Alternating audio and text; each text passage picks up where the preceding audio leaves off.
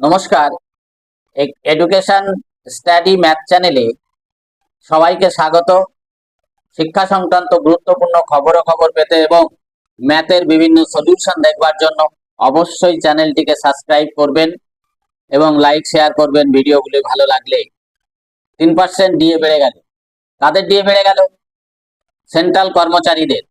সেন্ট্রালে যারা কাজ করেন, কেন্দ্রীয় সরকারের অধীনে যারা কাজ করেন এবং পেনশনভোগী আছেন, তাদের 3% ডিএ বেড়ে গেল। কারণ তাদের DA all India consumer price index অনুসারে বছরে দুবার করে বাড়ে।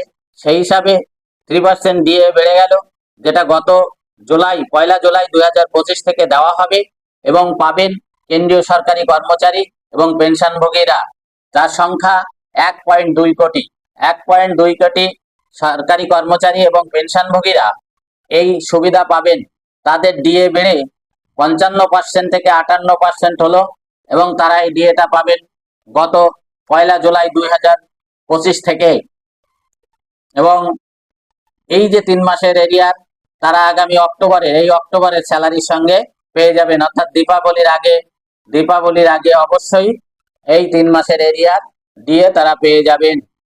তাহলে প্রতিবেদনটি যদি ভালো লাগে তাহলে অবশ্যই লাইক শেয়ার করবেন। ভালো থাকুন। নমস্কার।